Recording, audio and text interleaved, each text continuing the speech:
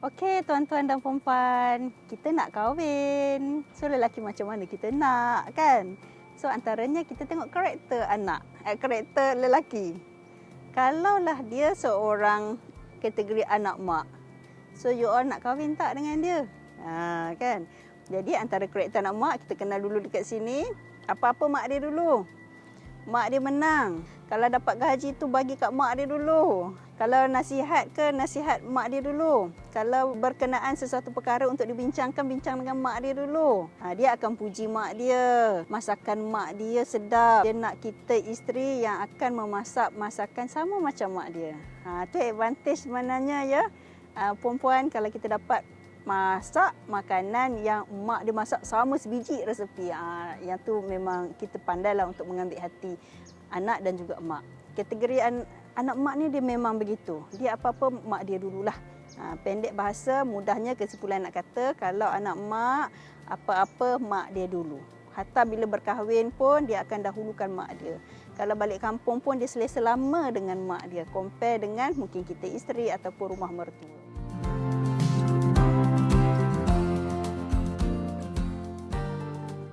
Nak berundur diri ke kalau kita tahu suami kita ataupun bakal suami kita tu anak mak? Jawapannya jangan tergesa-gesa.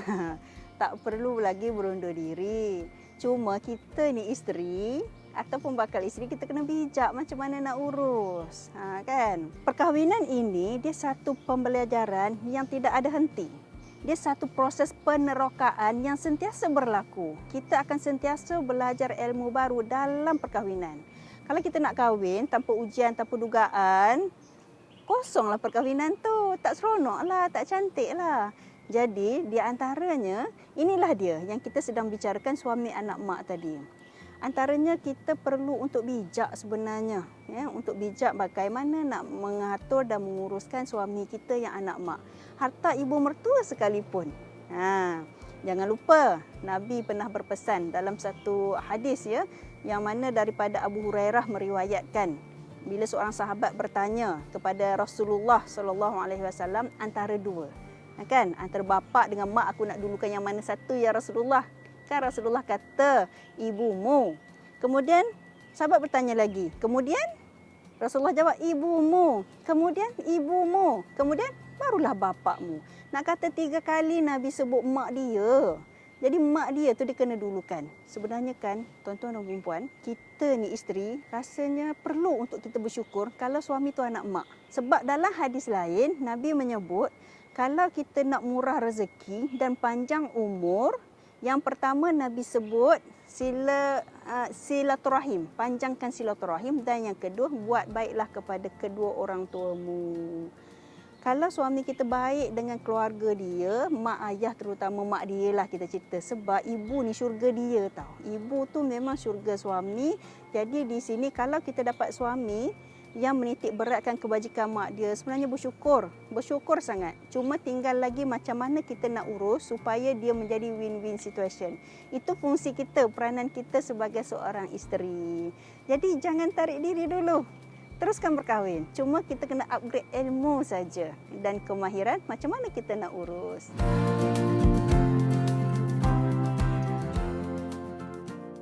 Macam mana kita isteri nak main peranan untuk tackle anak mak dan juga mak mak mertua tadi kan. Yang pertama, asanggaran rumah tangga kena sabar. Kok mana pun sabar kena ada dalam rumah tangga. Kadang-kadang suami bukan anak mak pun kita kena sabar. Kan? Kemudian yang kedua, kena bijak untuk tackle hati mak mertua kita juga. Kan? Macam saya sebutkan tadi, antaranya resepi. Kita belajar resepi mak mertua supaya mak mertua tu bukan apa, dia risau anak dia biasa makan makanan macam ni kan. Jadinya itu yang dirasakan sesuai untuk anak. Jadi kita belajarlah. Dan secara tak langsung sebenarnya kalau kita rapat dengan ibu mertua kita, yang mana suami kita ni memang anak mak lah katanya, mak dia kan. So di situ kita boleh pancing sebenarnya. Secara tak langsung suami kita sayang kita. Sila hari bulan kita menjadi menantu kesayangan kepada mertua kita. Kita kena bijak untuk damaikan, untuk harmonikan macam mana kita nak buat. Kan? Sebab kadang-kadang suami yang kategori anak mak ni, kadang-kadang mereka ini juga berkonflik, konflik dalaman antara ibu dan juga isteri. Banyak juga kes yang kita dapati dia tersepit antara tengah. Nak dengar cakap mak ke dengan cakap isteri. Sebab mak dengan isteri tu tak geng, tak ngam kan. Jadi akan menimbulkan konflik kepada suami. Dia akan serba salah. Ini syurga dia, ibunya. Di sini isterinya, ibu kepada anak-anak dia, syurga kepada anak-anaknya. Dia akan tersepit. Jadi di sinilah peranan kita isteri, bantu suami untuk suami tidak susah hati. Dengan cara ambil hati ibu mertua. Ada perkara betul kadang-kadang kita tidak setuju, kan? Kaedahnya adalah senyap. Jangan cakap apa. Time kita tak setuju tu senyap. Time kita rasa nak marah tu senyap. Secara adabnya begitulah kita menantu kepada mertua kita. Dia akan mengharmonikan rumah tangga, insya-Allah. Ya. Kita menjaga adab yang Islam letakkan selaku orang muda kepada orang tua, selaku menantu kepada mak bapak, anak kepada mak bapak, insya-Allah. Ya, secara tak langsung hubungan kita itu tidak retak dan kita bijak untuk menguruskannya. Apa pun sabar dan kita mencari ruang dan peluang untuk kita menjadi the best kepada suami dan juga mertua kita, insya-Allah.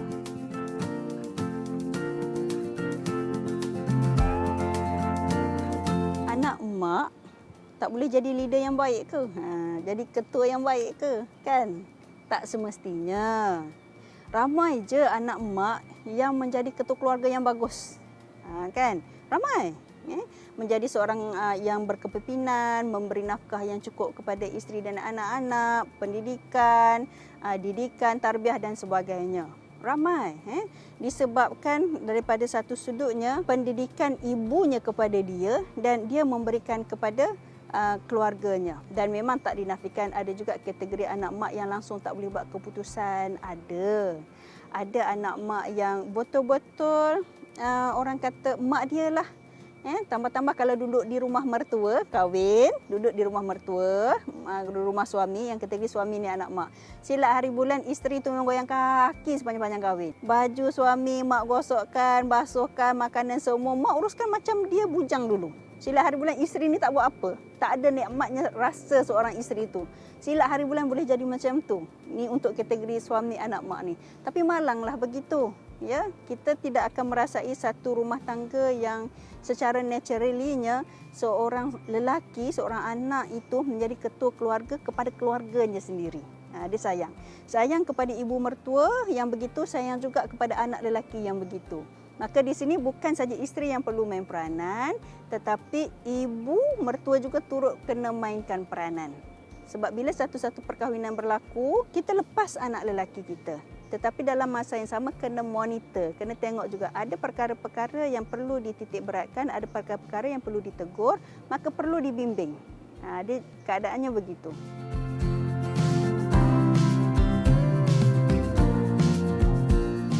Mana ya cara nak berbincang dengan bakal suami anak emak ni?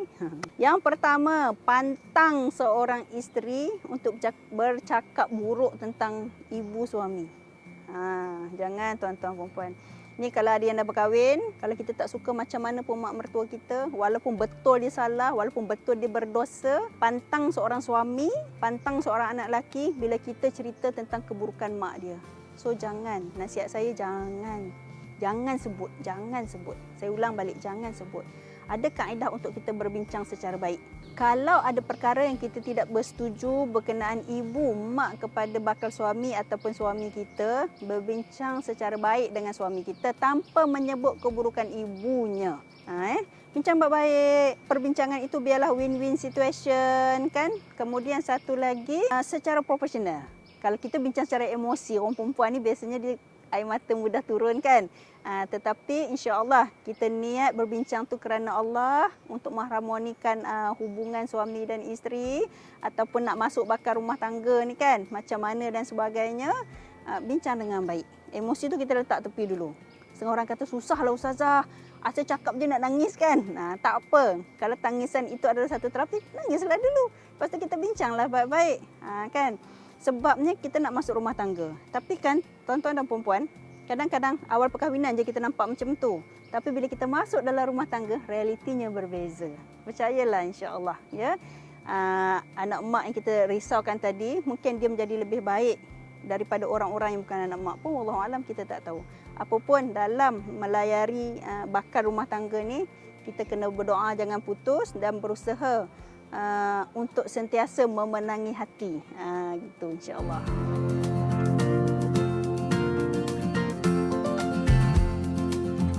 Okey, yang terakhir, tips untuk wanita yang nak kahwin dengan anak mak.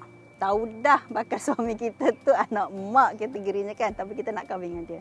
Yang pertama tips saya, kita kena sedar diri. Sedar diri maksudnya okey, aku nak kahwin dengan anak mak, aku kena macam ni, macam ni. Kena sabar lebih, kena tackle lebih, macam tu. Bila kita sedar diri tu, kita mudah untuk menguruskan diri kita. Sebab kita tak boleh ubah orang, tapi kita boleh ubah diri kita macam mana kita nak sesuaikan dengan orang-orang tersebut. Itu yang pertama. Yang kedua, sila upgrade ilmu. Ilmu rumah tangga kita kena ada. Ini baru cerita tentang anak mak, kan? Belum cerita lagi tentang kerenah anak-anak, parenting skill dan sebagainya. Ini baru satu daripada episod dalam rumah tangga. InsyaAllah upgrade ilmu rumah tangga tu. Macam mana nak tackle suami, macam mana nak tackle mak mertua, kan? Yang ketiga, sentiasalah kita ambil ruang dan peluang masa. Kalau kita balik ke rumah mak mertua ni, dia ada kaedah-kaedah macam mana kita nak tackle. Yang pertama, fitrah orang tua ya. Fitrah orang season lah kita sebut ya. Orang yang berumur ini fitrahnya dia suka kepada hadiah, suka kepada oleh-oleh. Jadi bila kita balik kampung tu, kita bawa lah sesuatu bawa balik. Macam tu kan. Kemudian kita kena bijak untuk menguruskan. Di awal perkahwinan mungkin akan kekok, tapi lama-lama insya-Allah perhatikan rumah tangga tu bagaimana, perhatikan rumah tangga mertua dengan rumah tangga kita mungkin tidak berbeza, mungkin berbeza dengan mak ayah kita. Jadi di situ kita akan belajar sesuatu dan insya-Allah karakter suami anak mak tadi itu insya-Allah dia tak ke mana sebenarnya. Boleh macam saya katakan tadi, kebersediaan ini kita bersedia dan insya-Allah suami itu bukan sekadar anak mak, malah dia menjadi suami yang soleh insya-Allah.